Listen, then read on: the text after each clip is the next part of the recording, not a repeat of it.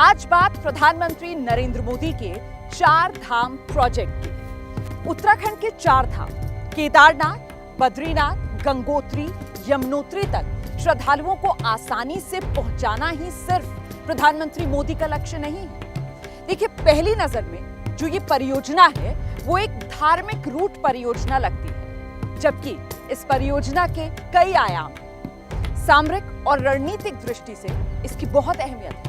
तो आज इस 4 धाम प्रोजेक्ट के बारे में आपको बताएंगे आपको इसका काम कितना पूरा हो चुका है। हिमालय की गोद में बसे उत्तराखंड के 4 धाम सिर्फ पौराणिक और धार्मिक स्थल नहीं है, बल्कि पवित्रता और भक्ति भाव की वो ऊर्जा है जिससे भारत की जनता ओतप्रोत होती है।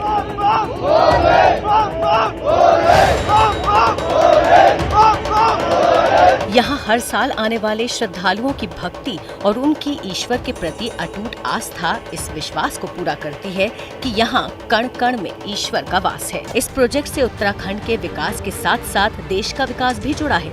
रणनीतिक रूप से बेहद अहम मानी जाने वाली 900 किलोमीटर लंबी इस सड़क परियोजना का उद्देश्य उत्तराखंड के चारों धामों के लिए हर मौसम में सुलभ और सुविधाजनक रास्ता देना है। हिमालय की 4 धाम यात्रा को छोटी 4 धाम यात्रा के नाम से जाना जाता है। तीर्थ यात्री यात्रा के दौरान सबसे पहले यमुनोत्री और गंगोत्री के दर्शन करते हैं। यहाँ से पवित्र जल लेकर श्रद्धालु केदारनाथ में जलाभिषेक करते हैं और अंत में बद्रीनाथ के दर्शन करते हैं, जिसके बाद हिमालय की 4 धाम यात्रा यहाँ पूर्ण हो जाती है। तीर्थ यात्रियों के लिए इन चारों धामों को अच्छी सड़क से जोड़ना ही 4 धाम प्रोजेक्ट का मकसद है। ज्यादा से ज्यादा जाएं, नई पीढ़ी को लेकर के जाएं, परिचित कराएं, मां भारती का साक्षात्कार करें, हजारों साल की महान परंपरा की चेतना को अनुभूति करें। आजादी के अमृत काल में स्वतंत्रता आजादी का ये भी एक महोत्सव हो सकता है। हर हिंदुस्तानी के दिल में, हिंदुस्तान के हर कोने कोने में, हर कंकर कंकर में शंकर का भाव जग सकता है और इसलिए निकल पड़ने का ये समय है।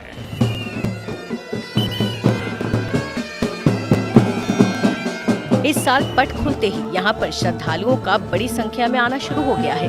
केदारनाथ में पहले दिन 20,000 श्रद्धालुओं ने दर्शन किए हैं। उम्मीद की जा रही है कि इस बार यहाँ रिकॉर्ड संख्या में श्रद्धालु पहुँचने वाले हैं। एबीपी न्यूज संवाददाता मनोज्ञा लोईवाल ने भी इस बार 4 धाम यात्रा कर यहाँ के बदले हुए हालात और 4 धाम प्रोजेक्ट की जमीनी हकीकत जानने की कोशिश की है।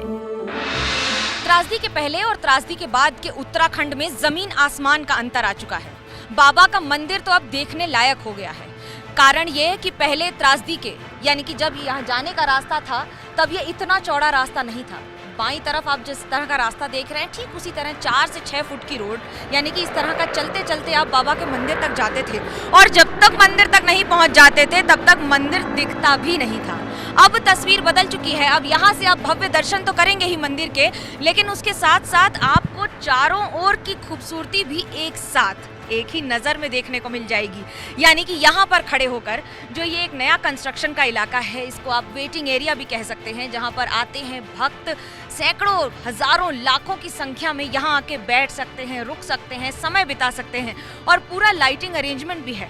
इसका मतलब यह है कि अगर आप दोपहर में बैठेंगे तो धूप सेक सकते हैं और अगर रात में है तो इस पहाड़ की खूबसूरती को भी देख सकते हैं। लेकिन उसके साथ साथ आपको एक ही नज़र में बाबा का मंदिर भी दिख जाएगा और ये नई तस्वीर है उत्तराखंड की। मनोज्ञा ने केदारनाथ के जिस प्रांगण को अभी दिखाया वो 9 साल पहले बिल्कुल तबाह हो चुका था।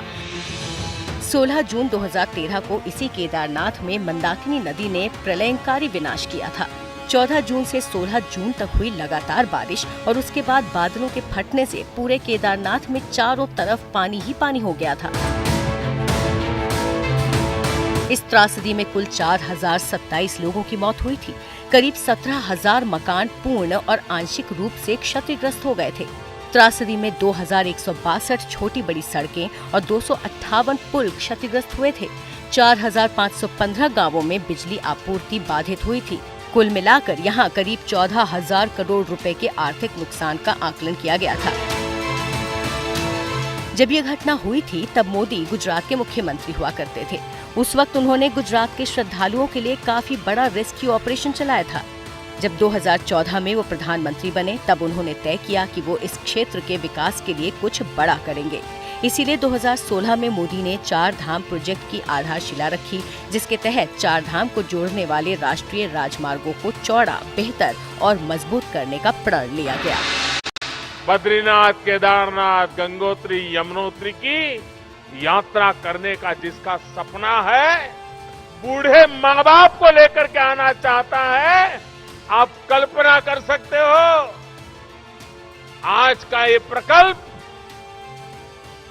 उन वृद्ध माँ बाप जो आने वाले दिनों में जब यात्रा के लिए आएंगे और सड़क बिना अवरोध ले जाती होगी, कितने आशीर्वाद हिंदुस्तान भर से मिलने वाले हैं, इसका आप अंदाज लगा सकते हैं।